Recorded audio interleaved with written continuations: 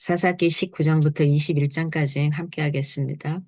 이스라엘의 왕이 없을 그때에 에브라임 산지 구석에 거류하는 어떤 레위 사람이 유다 베들레헴에서 첩을 맞이하였더니 그 첩이 행음하고 남편을 떠나 유다 베들레헴 그의 아버지의 집에 돌아가서 거기서 넉 달 동안을 지내매. 그의 남편이 그 여자에게 다정하게 말하고 그를 데려오고자 하여 하인 한 사람과 나귀 두 마리를 데리고 그에게로 가매 여자가 그를 인도하여 아버지의 집에 들어가니 그 여자의 아버지가 그를 보고 기뻐하니라. 그의 장인 곧 그 여자의 아버지가 그를 머물게 하며 그가 3일 동안 그와 함께 머물며 먹고 마시며 거기서 유숙하다가 넷째 날 아침에 일찍 일어나 떠나고자 하매 그 여자의 아버지가 그의 사위에게 이르되 떡을 조금 먹고 그대의 기력을 돋운 후에 그대의 길을 가라 하니라. 두 사람이 앉아서 함께 먹고 마시매 그 여자의 아버지가 그 사람에게 이르되 청하노니 이 밤을 여기서 유숙하여 그대의 마음을 즐겁게 하라 하니 그 사람이 일어나서 가고자 하되 그의 장인의 간청으로 거기서 다시 유숙하더니 다섯째 날 아침에 일찍 일어나 떠나고자 하매 그 여자의 아버지가 이르되 청하노니 그대의 기력을 돋우고 해가 기울도록 머물라 하므로 두 사람이 함께 먹고 그 사람이 첩과 하인과 더불어 일어나 떠나고자 하매 그의 장인 곧 그 여자의 아버지가 그에게 이르되 보라 이제 날이 저물어 가니 청하건대 이 밤도 유숙하라 보라 해가 기울었느니라 그대는 여기서 유숙하여 그대의 마음을 즐겁게 하고 내일 일찍이 그대의 길을 가서 그대의 집으로 돌아가라 하니 그 사람이 다시 밤을 지내고자 하지 아니하여 일어나서 떠나 여부스 맞은편에 이르렀으니 여부스는 곧 에루살렘이라. 안장 지운 나귀 두 마리와 첩이 그와 함께 하였더라. 그들이 여부스에 가까이 갔을 때에 해가 지레하는지라 종이 주인에게 이르되 청하건대 우리가 돌이켜 여부수 사람의 이 성읍에 들어가서 유숙하십시다 하니 주인이 그에게 이르되 우리가 돌이켜 이스라엘 자손에게 속하지 아니한 이방 사람의 성읍으로 들어갈 것이 아니니 기브아로 나아가리라 하고 또 그 종에게 이르되 우리가 기브아나 라마 중 한 곳에 가서 거기서 유숙하자 하고 모두 앞으로 나아가더니 베냐민에 속한 기브아에 가까이 이르러 해가 진지라. 기브아에 가서 유숙하려고 그리로 돌아 들어가서 성읍 넓은 거리에 앉아 있으나 그를 집으로 영접하여 유숙하게 하는 자가 없었더라.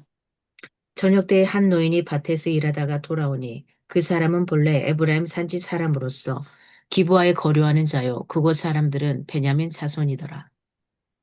노인이 눈을 들어 성읍 넓은 거리에 나그네가 있는 것을 본지라. 노인이 묻되 그대는 어디로 가며 어디서 왔느냐 하니 그가 그에게 이르되 우리는 유다 베들레헴에서 에브라임 산지 구석으로 가나이다. 나는 그곳 사람으로서 유다 베들레헴에 갔다가 이제 여호와의 집으로 가는 중인데 나를 자기 집으로 영접하는 사람이 없나이다. 우리에게는 나귀들에게 먹일 집과 여물이 있고 나와 당신의 여종과 당신의 종인 우리들과 함께 한 청년에게 먹을 양식과 포도주가 있어 무엇이든지 부족함이 없나이다 하는지라. 그 노인이 이르되 그대는 안심하라. 그대의 쓸 것은 모두 내가 담당할 것이니 거리에서는 유숙하지 말라 하고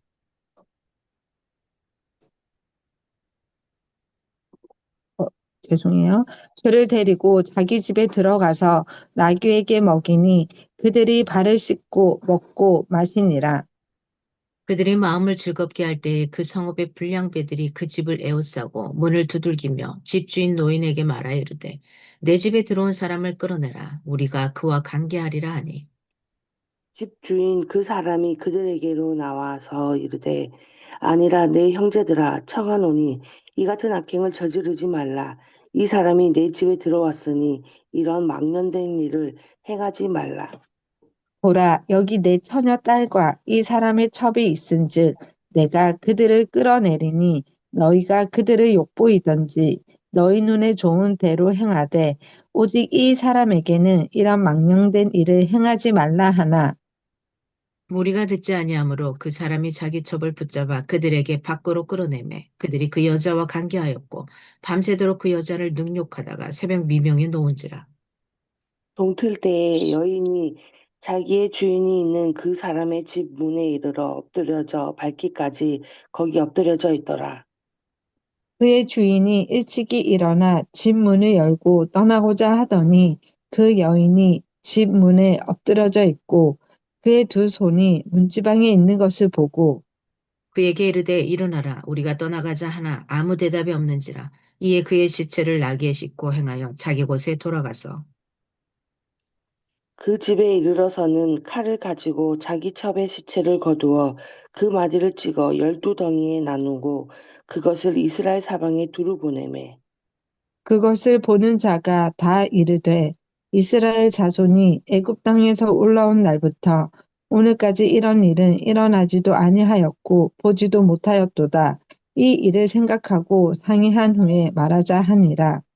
이에 모든 이스라엘 자손이 단에서부터 부엘세바까지와 길르앗 땅에서 나와서 그 회중이 일제히 미스바에서 여호와 앞에 모였으니 온 백성의 어른 곧 이스라엘 모든 지파의 어른들은 하나님 백성의 총에 섰고 칼을 빼는 보병은 40만 명이었으며 이스라엘 자손이 미스바에 올라간 것을 베냐민 자손이 들었더라. 이스라엘 자손이 이르되 이 악한 일이 어떻게 일어났는지 우리에게 말하라 하니 레이 사람 곧 죽임을 당한 여인의 남편이 대답하여 이르되 내가 내 첩과 더불어 베냐민에 속한 기브아에 유숙하러 갔더니 기브아 사람들이 나를 치러 일어나서 밤에 내가 묵고 있던 집을 에워싸고 나를 죽이려 하고 내 첩을 욕보여 그를 죽게 한지라.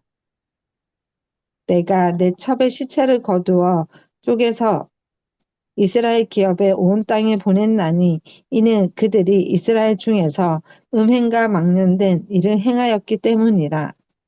이스라엘 자손들아 너희가 다 여기 있은즉 너희의 의견과 방책을 낼지니라 하니라. 모든 백성이 일제히 일어나 이르되 우리가 한 사람도 자기 장막으로 돌아가지 말며 한 사람도 자기 집으로 들어가지 말고 우리가 이제 기브아 사람에게 이렇게 행하리니 곧 제비를 뽑아서 그들을 치되 우리가 이스라엘 모든 지파 중에서 100명에 10명, 1000명에 100명, 10,000명에 1000명을 뽑아 그 백성을 위하여 양식을 준비하고 그들에게 베냐민의 기브아에 가서 그 무리가 이스라엘 중에서 망령된 일을 행한 대로 징계하게 하리라 하니라. 이와 같이 이스라엘 모든 사람이 하나같이 합심하여 그 성읍을 치려고 모였더라. 이스라엘 지파들이 베냐민 온 지파에 사람들을 보내어 두루 다니며 이르기를 너희 중에서 생긴 이 악행이 어찌 됨이냐 그런즉 이제 기브아 사람들 고급 불량배들을 우리에게 넘겨주어서 우리가 그들을 죽여 이스라엘 중에서 악을 제거하여 버리게 하라 하나 베냐민 자손이 그들의 형제 이스라엘 자손의 말을 듣지 아니하고 도리어 성읍들로부터 기브아에 모이고 나가서 이스라엘 자손과 싸우고자 하니라. 그때 그 성읍들로부터 나온 베냐민 자손의 수는 칼을 빼는 자가 모두 2만 6천 명이요 그 외에 기브아 주민 중 택한 자가 700명인데 이 모든 백성 중에서 택한 700명은 다 왼손잡이라 물매로 돈을 던지며 조금도 틀림이 없는 자들이더라. 베냐민 자손 외에 이스라엘 사람으로서 칼을 빼는 자는 수는 40만 명이니 다 전사라. 이스라엘 자손이 일어나 베델에 올라가서 하나님께 여쭈어 이르되 우리 중에 누가 먼저 올라가서 베냐민 자손과 싸우리이까 하니 여호와께서 말씀하시되 유다가 먼저 갈지니라 하시니라. 이스라엘 자손이 아침에 일어나 기브아를 대신하여 진을 치니라.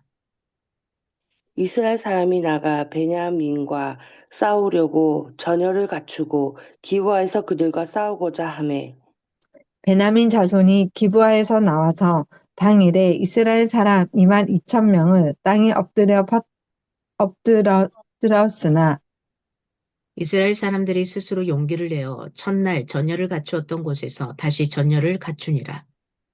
이스라엘 자손이 올라가 여호와 앞에서 저물도록 울며 여호와께 여쭈어 이르되 내가 다시 나아가서 내 형제 베냐민 자손과 싸우리이까 하니 여호와께서 말씀하시되 올라가서 치라 하시니라. 그 이튿날에 이스라엘 자손이 베냐민 자손을 치러 나아가매 베냐민도 그 이튿날에 기브아에서 그들을 치러 나와서 다시 이스라엘 자손 18,000명을 땅에 엎드려뜨렸으니 다 칼을 빼는 자였더라. 이에 온 이스라엘 자손 모든 백성이 올라가 베델에 이르러 울며 거기서 여호와 앞에 앉아서 그 날이 저물도록 금식하고 번제와 화목제를 여호와 앞에 드리고 이스라엘 자손이 여호와께 물으리 그때에는 하나님의 언약궤가 거기 있고 아론의 손자인 엘르아살의 아들 비느하스가 그 앞에 모시고 섰더라. 이스라엘 자손이 여쭈기를 우리가 다시 나아가 내 형제 베냐민 자손과 싸우리이까 말리이까 하니 여호와께서 이르시되 올라가라. 내일은 내가 그를 내 손에 넘겨주리라 하시니라. 이스라엘이 기브아 주위에 군사를 매복하니라. 이스라엘 자손이 셋째 날에 베냐민 자손을 치러 올라가서 전과 같이 기브아에 맞서 전열을 갖추매 베냐민 자손이 나와서 백성을 맞더니 꾀임에 빠져 성읍을 떠났더라. 그들이 큰 길, 곧 한쪽으로 베델로 올라가는 길이요. 한쪽은 기브아의 들로 가는 길에서 백성을 쳐서 전과 같이 이스라엘 사람 30명가량을 죽이기 시작하며 베냐민 자손이 스스로 이르기를 이들이 처음과 같이 우리 앞에서 패한다 하나 이스라엘 자손은 이르기를 우리가 도망하여 그들을 성읍에서 큰 길로 깨어내자 하고 이스라엘 사람이 모두 그들의 처소에서 일어나서 바알다말에서 전열을 갖추었고 이스라엘의 복병은 그 장소 곧 기브아 초장에서 쏟아져 나왔더라. 온 이스라엘 사람 중에서 택한 사람 10,000명이 기브아에 이르러 치매 싸움이 치열하나 베냐민 사람은 화가 자기에게 미친 줄을 알지 못하였더라. 여호와께서 이스라엘 앞에서 베냐민을 치심에 당일에 이스라엘 자손이 베냐민 사람 25,100명을 죽였으니 다 칼을 빼는 자였더라. 이에 베냐민 자손이 자기가 패한 것을 깨달았으니 이는 이스라엘 사람이 기브아에 매복한 군사를 믿고 잠깐 베냐민 사람 앞을 피하매 복병이 급히 나와 기브아로 돌격하고 나아가며 칼날로 온 성읍을 쳤음이더라. 처음에 이스라엘 사람과 복병 사이에 약속하기를 성읍에서 큰 연기가 치솟는 것으로 그늘을 삼자 하고 이스라엘 사람은 싸우다가 물러가고 베냐민 사람은 이스라엘 사람 30명 가량을 쳐 죽이기를 시작하며 이르기를 이들이 틀림없이 처음 싸움 같이 우리에게 패한다 하다가 연기 구름이 기둥같이 성읍 가운데서 치솟을 때에 베냐민 사람이 뒤를 돌아보며 온 성읍의 연기가 하늘에 닿았고 이스라엘 사람은 돌아서는지라 베냐민 사람들이 화가 자기들에게 미친 것을 보고 심히 놀라 이스라엘 사람 앞에서 몸을 돌려 광야 길로 향하였으나 군사가 급히 추격하며 각 성읍에서 나온 자를 그 가운데에서 진멸하니라. 그들이 베냐민 사람을 에워싸고 기브아 앞 동쪽까지 추격하여 그 쉬는 곳에서 짓밟으며 베냐민 중에서 엎드러진 자가 18,000명이니 다 용사더라. 그들이 몸을 돌려 광야로 도망하였으나 림몬 바위에 이르는 큰 길에서 이스라엘이 또 5,000명을 이삭 줍듯 하고 또 급히 그를 뒤를 따라 기돔에 이르러 또 2,000명을 죽였으니 이날에 베냐민 사람으로서 칼을 빼는 자가 엎드려진 것이 모두 25,000명이니 다 용사였더라. 베냐민 사람 600명이 돌이켜 광야로 도망하여 림몬 바위에 이르러 거기에서 넉 달 동안을 지냈더라. 이스라엘 사람이 베냐민 자손에게로 돌아와서 온 성읍과 가축과 만나는 자를 다 칼날로 치고 닥치는 성읍은 모두 다 불살랐더라. 이스라엘 사람들이 미스바에서 맹세하여 이르기를 우리 중에 누구든지 딸을 베냐민 사람에게 아내로 주지 아니하리라 하였더라. 백성이 베델에 이르러 거기서 저녁까지 하나님 앞에 앉아서 큰 소리로 울며 이르되 이스라엘의 하나님 여호와여 어찌하여 이스라엘에 이런 일이 생겨서 오늘 이스라엘 중에 한 지파가 없어지게 하시나이까 하더니 이튿날에 백성이 일찍이 일어나 거기에 한 제단을 쌓고 번제와 화목제를 드렸더라. 이스라엘 자손이 이르되 이스라엘 온 지파 중에 총회와 함께하여 여호와 앞에 올라오지 아니한 자가 누구냐 하니 이는 그들이 크게 맹세하기를 미스바에 와서 여호와 앞에 이르지 아니하는 자는 반드시 죽일 것이라 하였음이라.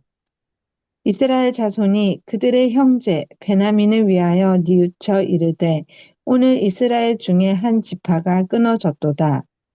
그 남은 자들에게 우리가 어떻게 하면 아내를 얻게 하리요? 우리가 전에 여호와로 맹세하여 우리의 딸을 그들의 아내로 주지 아니하리라 하였도다. 또 이르되 이스라엘 지파 중 미스바에 올라와서 여호와께 이르지 아니한 자가 누구냐 하고 본즉 야베스 길르앗에서는 한 사람도 진영에 이르러 총회에 참여하지 아니하였으니 백성을 계수할 때에 야베스 길르앗 주민이 하나도 거기 없음을 보았음이라. 회중이 큰 용사만 12,000명을 그리로 보내며 그들에게 명령하여 이르되 가서 야베스 길르앗 주민과 부녀와 어린아이를 칼날로 치라. 너희가 행할 일은 모든 남자 및 남자와 잔 여자를 진멸하여 바칠 것이니라 하였더라.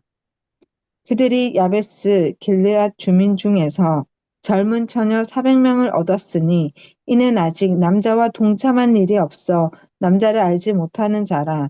그들을 실로 진영으로 데려오니 이곳은 가나안 땅이더라. 온 회중이 림몬 바위에 있는 베냐민 자손에게 사람을 보내어 평화를 공포하게 하였더니 그때에 베냐민이 돌아온지라. 이에 이스라엘 사람이 야베스 길랏 여자들 중에서 살려둔 여자들을 그들에게 주었으나 아직도 부족하므로 백성들이 베냐민을 위하여 뉘우쳤으니 이는 여호와께서 이스라엘 지파들 중에 한 지파가 빠지게 하셨음이었더라. 회중의 장로들이 이르되 베냐민의 여인이 다 멸절되었으니 이제 그 남은 자들에게 어떻게 하여야 아내를 얻게 할까 하고 또 이르되 베냐민 중 도망하여 살아남은 자에게 마땅히 기업이 있어야 하리니 그리하면 이스라엘 중에 한 지파가 사라짐이 없으리라. 그러나 우리가 우리의 딸을 그들의 아내로 주지 못하리니 이는 이스라엘 자손이 맹세하여 이르기를 딸을 베냐민에게 아내로 주는 자는 저주를 받으리라 하였음이로다 하니라. 또 이르되 보라 베델 북쪽 르보나 남쪽 베델에서 세겜으로 올라가는 큰 길 동쪽 실로에 매년 여호와의 명절이 있도다 하고 베냐민 자손에게 명령하여 이르되 가서 포도원에 숨어 보다가 실로의 여자들이 춤을 추러 나오거든 너희는 포도원에서 나와서 실로의 딸 중에서 각각 하나를 붙들어 가지고 자기의 아내로 삼아 베냐민 땅으로 돌아가라. 만일 그의 아버지나 형제가 와서 우리에게 시비하면 우리가 그에게 말하기를 청하건대 너희는 우리에게 은혜를 베풀어 그들을 우리에게 줄지니라. 이는 우리가 전쟁할 때에 각 사람을 위하여 그의 아내를 얻어 주지 못하였고 너희가 자의로 그들에게 준 것이 아니니 너희에게 죄가 없을 것임이니라 하겠노라 하매 베냐민 자손이 그같이 행하여 춤추는 여자들 중에서 자기들의 숫자대로 붙들어 아내로 삼아 자기 기업에 돌아가서 성읍들을 건축하고 거기에 거주하였더라. 그때에 이스라엘 자손이 그곳에서 각기 자기의 지파, 자기의 가족에게로 돌아갔으니 곧 각기 그곳에서 나와서 자기의 기업으로 돌아갔더라. 그때에 이스라엘에 왕이 없으므로 사람이 각기 자기의 소견에 옳은 대로 행하였더라. 아멘. 음. 예. 사사기 21장까지 사사기 7번째 책을 마칩니다. 19장부터 21장은 불완전한 정복에 대해서 이야기를 하고 있습니다. 마지막 이 부분은 레위인의 첩이 베냐민 지파에 속한 기브아 사람들에게 윤관을 당한 거죠. 네, 성욕 이걸 그 당한 거죠. 이 이야기가 죽게 되는 이 이야기로 시작이 됩니다. 이 일을 이스라엘 온 지파에게 알림으로써 문제가 시작이 되게 되고요. 이로 인해서 이스라엘 모든 지파가 베냐민 지파와 범인, 어, 이 벌인 비극적인 전쟁, 이 이야기가 19장부터 21장까지 이야기입니다. 그래서 이는 사사시대의 이방 민족의 침략이 아니라 사실은 이스라엘 지파 간의 내분의 문제죠. 12지파 중에 한 지파가 문제가 일으킨 거죠. 그래서 도덕적인 타락의 삶이 어떻게 이스라엘의 공동체를 파괴하고 분열로 이끄는지를 교훈하고 있는 부분이 오늘 요 부분들이 됩니다. 어, 한 레인이 등장을 하고 첩을 데려가서 그곳 장인으로부터 환대를 받는 그런 이야기. 근데 그들이 누구냐? 베냐민 지파에 속해 있었던 기브아였죠. 한 노인의 환대를 받고 유숙하고, 그날 밤에 갑자기 불량배들이 겹치죠. 그래서 그 사내들을 끌어다가 한다라는 것은 동성애죠. 남자들이 남자들을 중간한다는 거죠. 그래서 그렇게는 할 수 없다. 그래서 그 첩의 여인을 끌고 나가게 되는 거죠. 그래서 레인의 첩은 집단 강간을 당한 거죠. 엄청난 일이었던 거죠. 집단 강간을 밤새도록 당했던 거죠. 희생자가 되어버린 이 장면이 19장의 이야기입니다. 20장에 가면은 미스바의 총회로 다 모입니다. 이제 우리 같으면 지금 뭐 어디, 법적인 장소에 모이겠습니다만 이때는 광장에 크게 모였던 거죠. 그래서 거기에서 법적인 거 여러 가지 일을 하는 것처럼 미스바의 총회 굉장히 큰 곳입니다. 그래서 미스바의 총회로 모이게 되죠.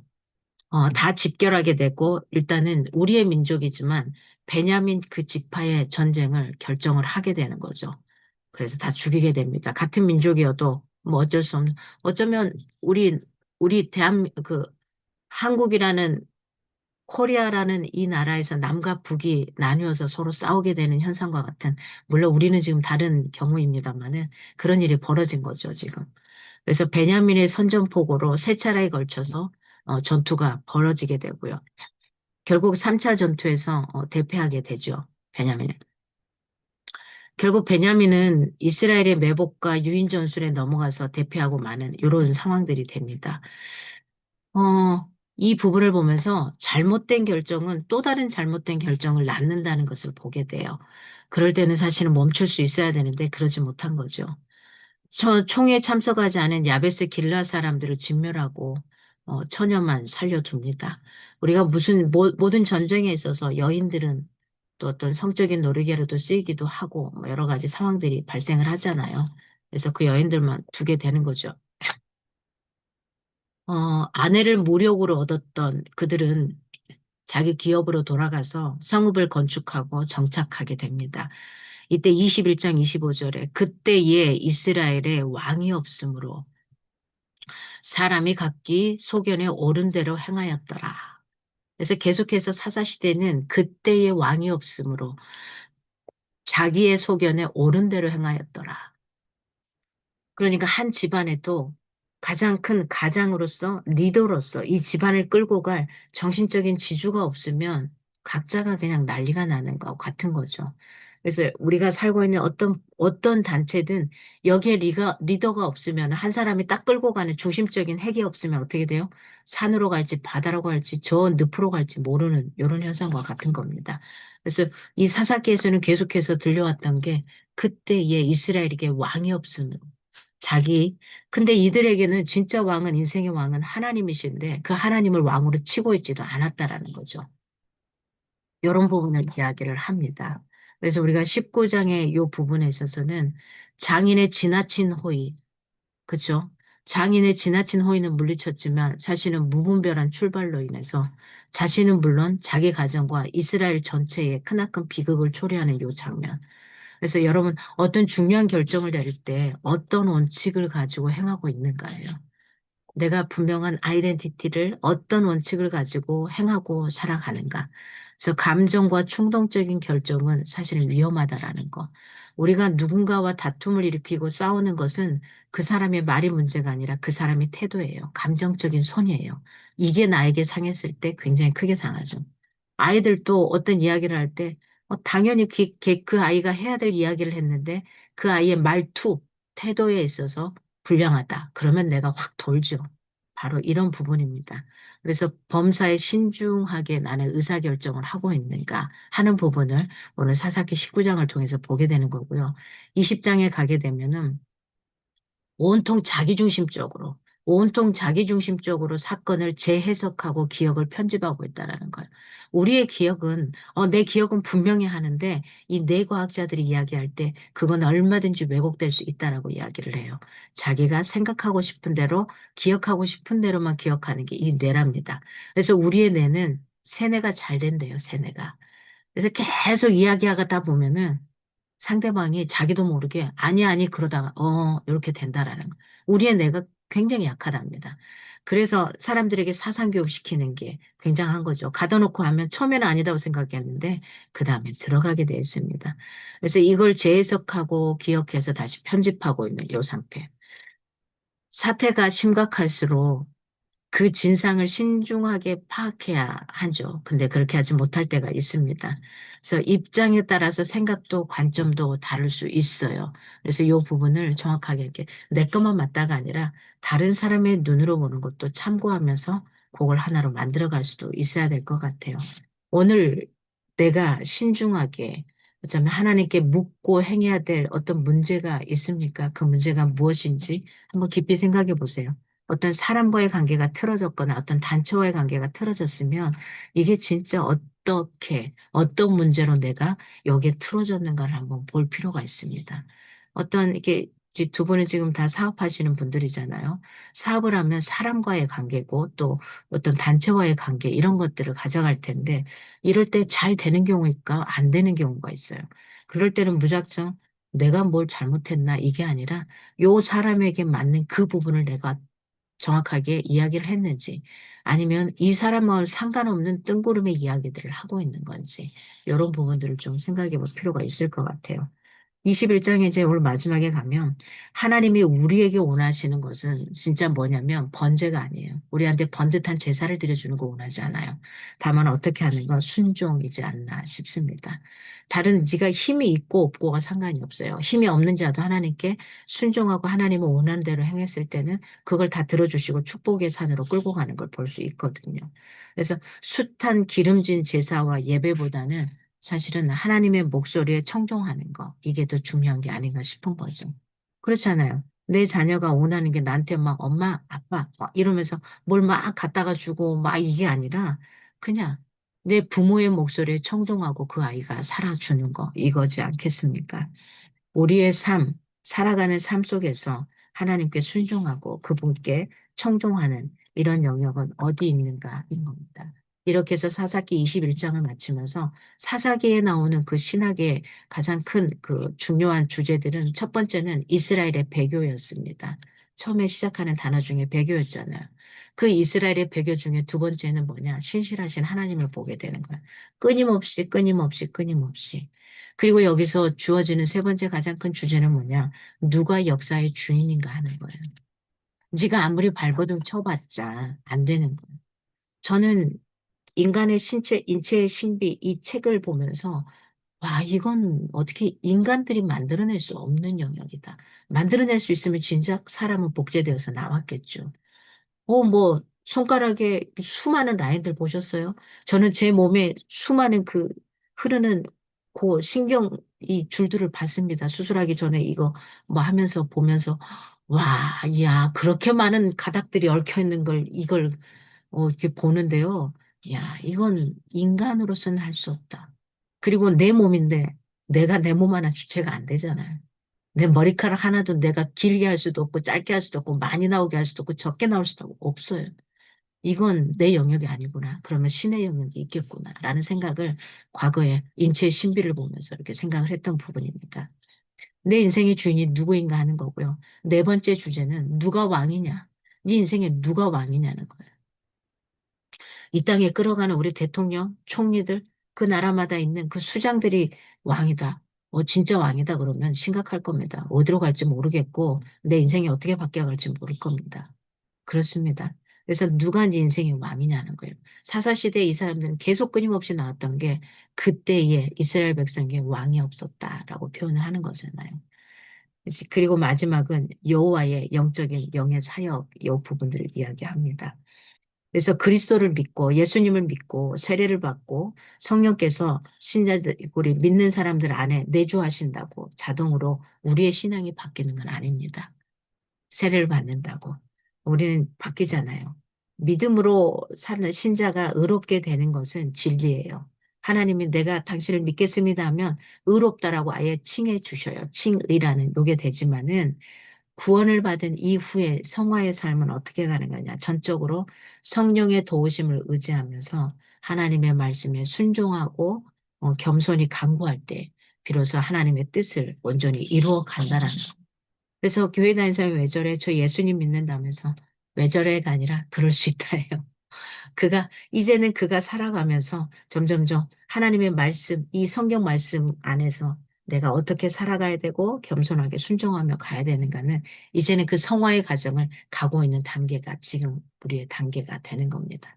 그래서 완벽하지 않습니다. 그래서 우리가 내가 의로운 존재는 확실해. 하지만은 플러스 알파의 삶을 이제 우리가 성화의 삶을 살아가야 된다라는 겁니다. 사사기를 통해서 네 인생의 주인이 누구이냐? 요걸 다시 한번 묻고 마칩니다.